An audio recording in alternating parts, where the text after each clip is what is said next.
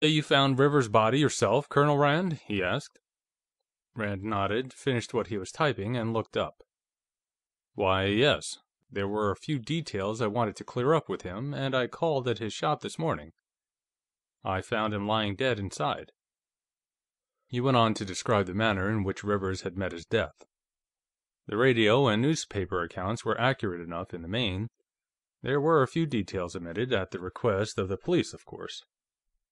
"Well, you didn't get involved in it, though?" Dunmore inquired anxiously. "I mean, you're not taking any part in the investigation? After all, we don't want to be mixed up in anything like this." "In that case, Mr. Dunmore, let me advise you not to discuss the matter of Rivers' offer to buy this collection with anybody outside," Rand told him. "So far, the police and the district attorney's office both seem to think that Rivers was killed by somebody whom he'd swindled in a business deal. Of course, they know about the collection being for sale, and Rivers offering to buy it." "They do?" Dunmore asked sharply. "Did you tell them that?" "Naturally. I had to account for my presence at Rivers' shop this morning," Rand replied. "I don't know if the idea has occurred to them that somebody might have killed Rivers to eliminate a rival bidder for this collection or not. I wouldn't say anything, if I were you, that might give them the idea." The extension phone rang shrilly. Walters picked it up, spoke into it, and listened for a moment. "Yes, Miss Lawrence, he's right here. You wish to speak to him?" He handed the phone across the desk to Rand. "Miss Karen Lawrence for you, Colonel Rand." Rand took the phone. Before he had time to say hello, the antique shop girl demanded of him, "Colonel Rand, you must tell me the truth. Did you have anything to do with Pierre Jarrett's being arrested?" "What?" Rand barked. Then he softened his voice. "No, on my honor, Miss Lawrence. I knew nothing about it until this moment. Who did it? Olsen?" "I don't know what his name was. He was a state police sergeant," she replied. "He and another state policeman came to the Jarrett house about half an hour ago, charged Pierre with the murder of Arnold Rivers, and took him away. His mother phoned me about it a few minutes ago." "That goddamn two-faced Jesuitical bastard!" Rand exploded. "Where are you now?" "Here, at my shop. Mrs. Jarrett is coming here. She's afraid the reporters will be coming out to the house as soon as they hear about it, and she doesn't want to talk to them." "All right. I'll be there as soon as I can. If there's anything I can do to help you, you can count on me for it." He hung up and turned to Walters. "Is my car still out front?" he asked. "It is? Good. I'll be gone for a while. Tell the others I have something to attend to." "What's happened now?" Dunmore asked sourly. "Just what I was speaking about. The Gestapo gathered up Pierre Jarrett. They seem to have gotten the idea now that the motive may have been competition for the collection. Next thing, Farnsworth will think he has a case against Carl Gwinnett, and he'll land in the jug, too. I hope you realize that every time something like this happens, it peels 1,000 or so off the price I'll be able to get for you people for these pistols." Dunmore didn't try to ask how that would happen, for which Rand was duly thankful. He accepted the statement uncritically. Walters was staring at Rand in horror, saying nothing. Rand picked up the outside phone and dialed the same number he had called from the Rivers place that morning. "Is Sergeant McKenna about? He is? Fine. I'd like to speak to him." "Oh, hello, Mick. Jeff Rand." McKenna chuckled out of the receiver. "Sort of slipped one over on you, didn't I?" he gloated. "Why, I was checking up on those people who were at the Greshams' last evening, and they all agreed that young Jarrett and this Lawrence girl had left the party about 10.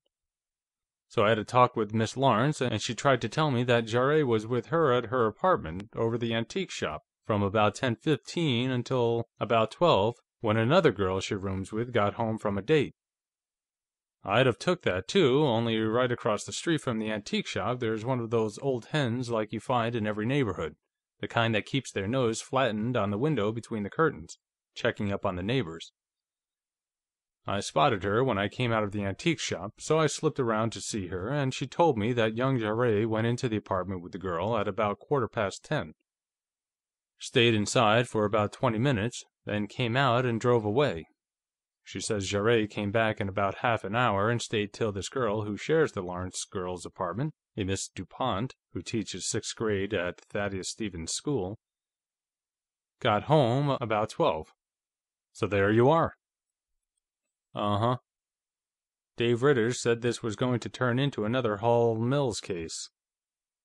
"Well, now you have your pig woman," Rand said. "Miss Lawrence shouldn't have lied to you, Mick. I suppose she got worried when you started asking questions, and there's nothing like a good murder in the neighborhood to make liars out of people." "And damn well I know that," McKenna agreed. "But that isn't all. It seems our cruise car crew spotted Jarrett's car standing in Rivers Drive, about 11, just when he was away from the antique shop, and about when the M.E. figures Rivers was getting the business." "Did they get the number?" Rand asked. "Or how did they identify the car?" "Oh, they knew it. See, our boys shoot a lot with the Scott County Rifle and Pistol Club, and they've all seen Jarrett's car at the range, different times," McKenna said. "A gray 1947 Plymouth Coupe.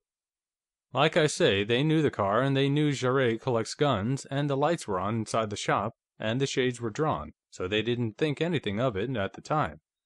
See, they went to bed about 10 this morning and didn't get up till after 5, so I didn't find out about it till after supper." Rand shrugged, and managed to get some of the shrug into his voice. "Can be, at that," he said. "I hope you're not making a mistake, Mick. If you are, his lawyer's going to crucify you. What are you using for motive?" "Rivers was outbidding this crowd Jarrett and this girl were in with. They all told me about that," McKenna said. "And he and the girl were planning to use their end of the collection to go into the arms business after they got married. Rivers got in the way." McKenna, at the other end of the line, must have shrugged too. After all, for about 4 years they'd been training Jarrett to overcome resistance with the bayonet, so he did just that. "Maybe so. You find out anything about that other matter I was interested in?" "You mean the pistols? Uh-uh. We went over Rivers' place with a fine-tooth comb, and questioned young Gillis about it, and we didn't get a thing. You sure those pistols went to Rivers?" "I'm not sure of anything at all," Rand replied, looking at his watch. "You going to be in, say, in a couple of hours? I want to have a talk with you." "Sure, I'll be around all evening," McKenna assured him. "If we don't have another murder." Rand hung up. He pulled the sheet out of the typewriter, laid it face down on the other sheets he had finished, and laid a long 17th-century Flemish flintlock on top for a paperweight, memorizing the position of the pistol relative to the paper under it. "Put those pistols back on the wall," he told Walters, indicating several he had laid aside after listing. "Leave the others there. I'm not finished with them yet. I'll be back before too long, if I don't find any more bodies." End of chapter 15.